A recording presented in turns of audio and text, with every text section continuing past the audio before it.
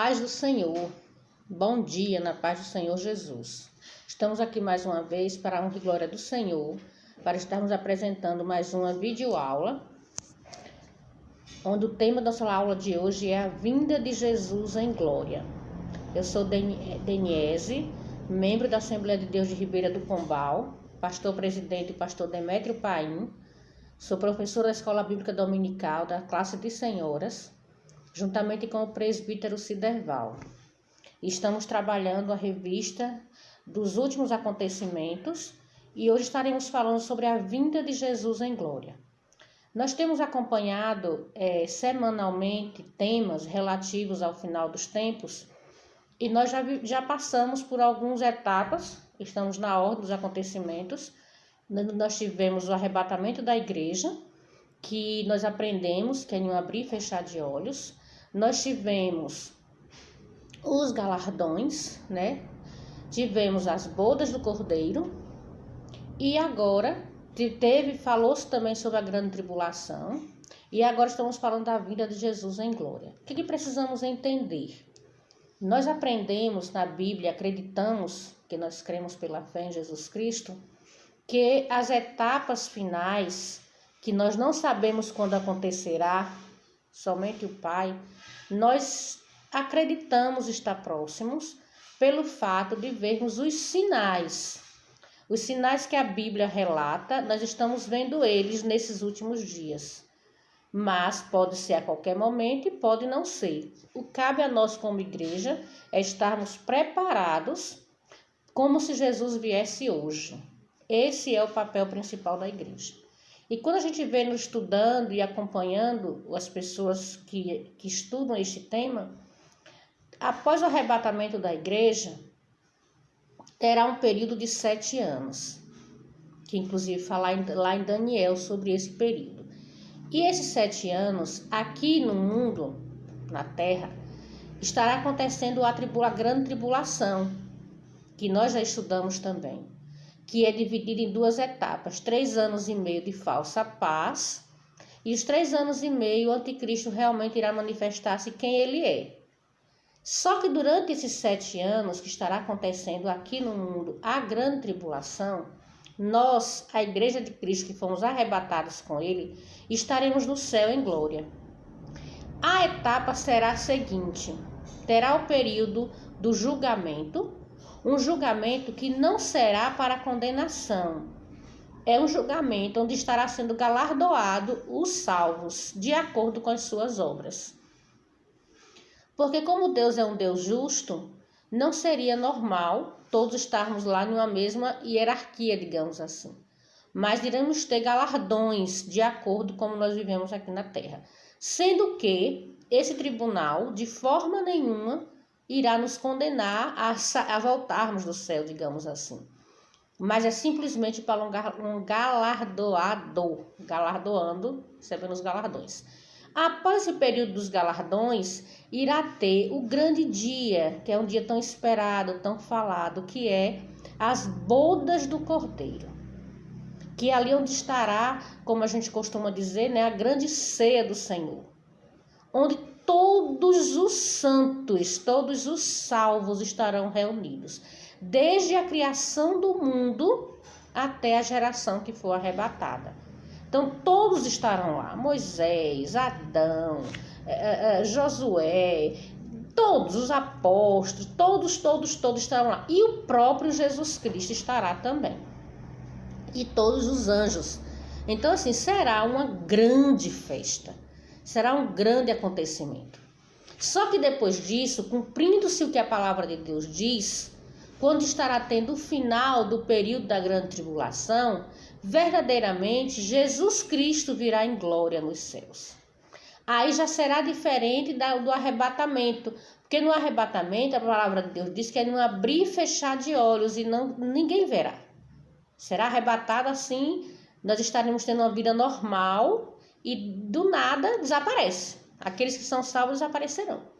Porém, nesse momento aí, depois que tiver as bodas, Jesus virá com a sua igreja. E aí todo olho o verá. É o que chama da vinda de Jesus em glória.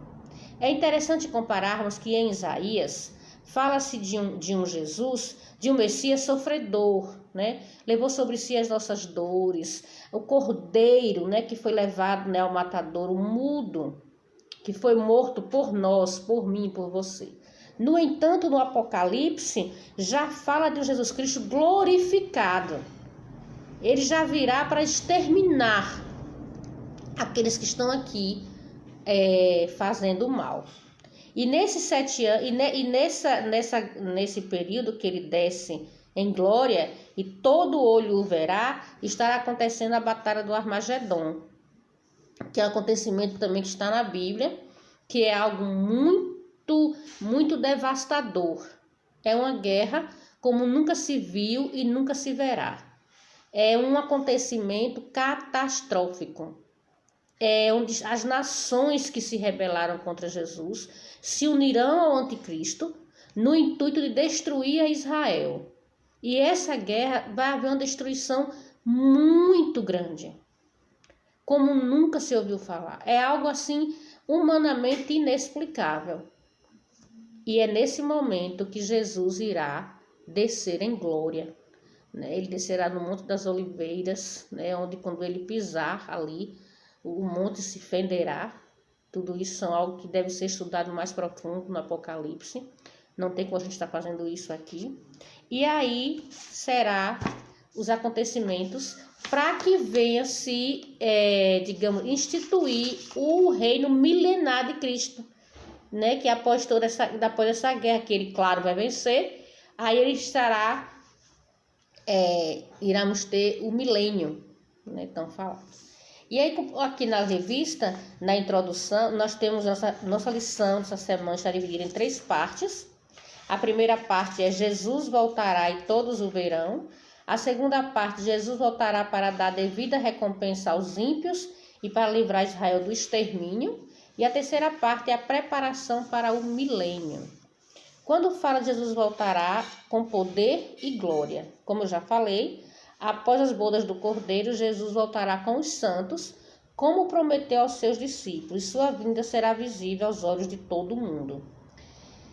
E quem irá acompanhar o rei? Verdadeiramente, o rei estará com a sua igreja.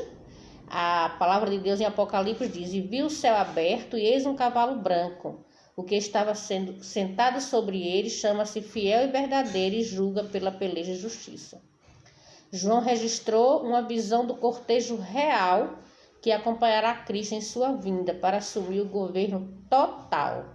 Ele virá como Rei dos Reis e Senhor dos Senhores. E nós estaremos com ele, porque verdadeiramente a igreja salva, santa, que venceu, que foi fiel, que não deixou de servir, verdadeiramente vai estar vindo com o Filho do Homem, em glória, em festa. E aí o segundo ponto fala: Jesus voltará para dar devida recompensa aos ímpios e para livrar Israel do extermínio. A recompensa dos ímpios. Como nós já falamos algumas vezes e é de conhecimento de todos, Deus é justo, muito justo, perfeitamente justo. E ele, no período dos 7 anos em que a igreja estará com Cristo protegida ali no céu, estará tendo a grande tribulação aqui na terra. E infelizmente, mesmo depois do arrebatamento, mesmo depois de muitos entenderem o que aconteceu com os salvos, terão aqueles que se rebelarão. Mais ainda, se unirão ao anticristo para destruir Jerusalém, para maltratar aqueles que ainda vão sobreviver a essa grande tribulação. E essas pessoas estarão realmente envolvidas nessa guerra de uma maneira muito forte. E daí nós veremos que nunca a depravação, a iniquidade e as blasfêmias contra Deus foram tão acentuadas. E nós já vemos isso hoje nos nossos dias. Nós vemos, de acordo com a história, com o que nós estamos vendo, que o mundo nunca teve tão perverso, tanta maldade, tanta coisa acontecendo. Se formos relatar aqui os acontecimentos, principalmente da última semana, digamos assim, são coisas terríveis.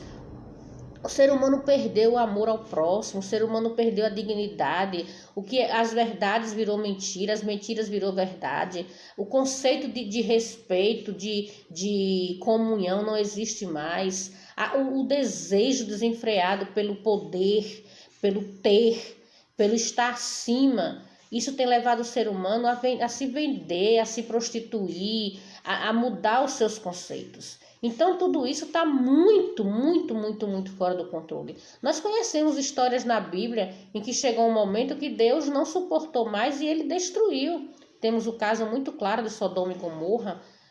E nós estamos vendo hoje, a nossa atual circunstância, como isso está acontecendo. Essa corrupção, o casamento foi deteriorado, a família, o conceito de família foi mudado. Então, assim, não obedecem mais ao Evangelho. Então, esses receberão a sua recompensa também. Nós, os salvos, vamos ter nossa recompensa no céu com Cristo, os nossos galardões, pois os ímpios aqui também terão a sua recompensa, por não terem dado ouvidos à voz do Senhor. E aí tem a batalha do Armagedon. O que é isso? Os exércitos do anticristo se reunirá para destruir Israel. O objetivo de tudo isso, tudo isso que foi arquitetado pelo anticristo, o objetivo principal é a destruição de Jerusalém. Porque desde sempre eles sabem que Jerusalém é a terra prometida, é o lugar onde estão aqueles que, a Bíblia diz assim, Jesus veio para o que eram os seus e os seus não receberam. E ele tem um cuidado especial por Israel, ele tem um projeto em Israel, e o anticristo quer destruir. Então, essa batalha do Armagedon durará só um dia. Será uma batalha em que Israel não terá condições de vencer pelas armas humanas. E olhe o mínimo, viu? São coisas assim, por alto os números que irá acontecer nessa guerra. Um terço dos judeus morrerá. As mulheres serão violentadas. A situação de Israel ficará muito crítica. É algo assim que não tem como eles escaparem. Porque assim, são milhões e milhares de pessoas que se unirão a esse exército do anticristo para destruir Israel. Israel, humanamente falando, não terá condição de combater essa guerra, de vencer essa guerra. Então vai haver muita morte, muita destruição. Só que aí Jesus descerá em glória para socorrer Israel. Pense aí, no momento que está acontecendo aquela guerra terrível, as pessoas sendo destruídas, sendo mortas, muito sangue, aí o Rei da Glória, o Rei dos Reis, aparecerá. E todo olho o verá, viu? Então, quando isso acontecer, aí sim, neste momento, Israel reconhecerá que Jesus é o Messias. Porque nós sabemos que os judeus não reconheceram Jesus como Messias quando ele veio com o menininho nascendo na manjedoura e etc e tal. Eles não reconheceram, mas nesse dia eles vão enfim reconhecer. Mas infelizmente quando isso acontecer, muitos já terão morrido. Muita coisa terá acontecido. E aí, no outro ponto fala, o anticristo se voltará contra Jesus. Que vai ser o grande erro, claro. Jesus tem poder. Ele não precisa nem falar, basta ele, qualquer movimento. Então, será o seu fim. O Senhor à frente do exército em cavalos brancos vencerá o anticristo e o falso profeta e os lançará no lago de fogo. O anticristo e o falso profeta. Nós aprendemos semana passada a trindade satânica, que é o anticristo, o falso profeta e Satanás. Então, o anticristo e o falso profeta, nesse momento, será lançado no lago de fogo. E os exércitos, as nações que estão juntos com ele para destruir Israel serão destruídos. Será algo assim, apocalíptico mesmo, né? O final. Então, eles todos serão destruídos. E Jesus vencerá o anticristo. E isso tudo ele fará com o assopro da sua boca. E nós, a igreja, estaremos junto com ele. Então, apenas com o sopro da sua boca, ele destruirá o anticristo, o falso profeta e os seus exércitos. Será algo muito lindo e destruirá todos os sistemas mundiais e Jesus lançará o anticristo e o falso profeta no ardente lago de fogo. E um anjo poderoso prenderá o diabo e lançará no abismo. Aí pergunta, por que ele não foi lançado também no lago de fogo, junto com o anticristo e o falso profeta? Aí faz parte dos mistérios, e não tão mistério porque é revelado aqui, por que isso acontece. Então veja bem, o anticristo e o falso profeta já está no lago de fogo. Porém, Satanás será lançado no abismo. E ele fica lá por 1000 anos, que é o período milenar, em que todos estaremos com Cristo em paz. Aí vamos lá. O fim da batalha, com a prisão de Satanás, do anticristo, do falso profeta, ou seja, com a destruição dos seus líderes, que arquitetaram tudo isso, os pecadores, ante o juízo de Jesus sobre a besta dos inimigos, terão pavor, porque eles dizem, pronto, os chefões estão destruídos, acabou tudo. Não será a estratégia de guerra que Israel derrotará seus inimigos, mas é o poder de Deus. Ou seja, será a restauração de Israel. Foi derrotado os inimigos e Israel será restaurada. E todas as nações, principalmente as que se levantaram contra Israel, serão julgados. Aí já é um julgamento diferente. Não é um julgamento igual ao nosso lá em glória, mas é um julgamento pelas maldades. Esse julgamento ocorrerá depois que o anticristo for vencido e Jesus vai assentar-se no seu trono de glória, onde será julgado as nações coletivamente. Não será mais um julgamento individual, porém um julgamento coletivo. E serão julgados pelo modo como trataram Israel. Tudo aquilo que eles fizeram de maldade contra Israel, eles serão julgados. E aí haverá haverá separação dos bodes e das ovelhas. A separação dos bodes e das ovelhas. Jesus usou esse exemplo para demonstrar a diferença entre os incrédulos e os crentes. Quem entende de animais, sabe quão diferente é o tratamento e o comportamento de uma ovelha e de um bode. Isso é muito claro. Era comum, na época, nós também sabemos que Jesus fazia muita alusão a esse tipo de coisa, porque era algo comum na vida dos judeus, era algo muito comum naquela época, naquela geração, e no meio onde Jesus estava. Então ele sempre fazia as suas comparações de acordo com a vida real que as pessoas viviam. Então naquela época era muito comum bodes e ovelhas pastarem juntos, só que na hora de tosquear era separado. Então as ovelhas são todos aqueles que pela fé aceitaram a Jesus e os bodes são aqueles que rejeitaram a Jesus. Então vai ter a separação, porque nesse período ainda vão ter aqueles que se mantiveram firmes, não negaram a Cristo, E aí o último tópico da nossa revista fala a preparação para o milênio. Como eu já falei, Satanás é preso por 1000 anos. Para onde irão os que foram derrotados na batalha? Uma pergunta. Segundo a palavra de Deus, eles terão 3 destinos. O anticristo e o falso profeta são lançados no lago de fogo, como já falei. Os seguidores irão para o Hades, onde aguardarão o juízo final, e Satanás será preso no abismo. 3 destinos diferentes: o lago de fogo, o Hades e o abismo. O lago de fogo acabou, não tem mais, já está destruído. No Hades, lá eles estarão aguardando o julgamento. E o abismo é um local onde Satanás vai ficar durante 1000 anos, porque depois de 1000 anos ele vai voltar de novo, mas por um pouquinho só de tempo. E quem estará no milênio com Cristo? Todas as ovelhas de Cristo entrarão no milênio para reinar com ele. Os bodes, aqueles que não acreditarem em Jesus, que não aceitaram Jesus, serão lançados no inferno. E as ovelhas reinarão com Cristo por 1000 anos. E aqueles que não adoraram a besta. E também o restante das nações que escaparam da grande tribulação. Os ímpios só ressuscitarão para serem julgados no juízo final, após os 1000 anos. É interessante observar que, lá no início, quando nós falamos da vinda de Cristo, a gente fala o quê? Que os mortos ressuscitarão primeiro e serão arrebatados. Só que esses mortos que vão ressuscitar são os mortos que morreram em Cristo.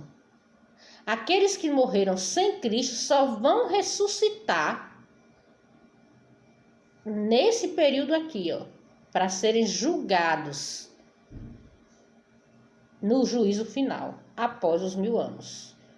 Para concluir, a batalha do Armagedon e a vinda do Senhor deve ser encarada como literais e não como hipóteses futuras. Esses eventos escatológicos têm respaldo na Bíblia Sagrada e serão o cumprimento do plano de Deus na Terra. Vale a pena refletir a respeito do que Deus tem preparado para os fins dos tempos, tanto para as igrejas como para o mundo. Então, independente de que o que se dizem e o que se vivem, algo é real.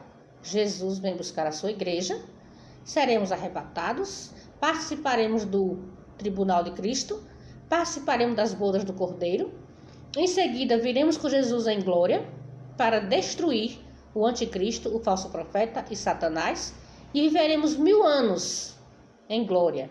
E depois dos 1000 anos, acompanhe as próximas lições. Que Deus nos abençoe, nos guarde e sejamos preparados para a vinda de Cristo.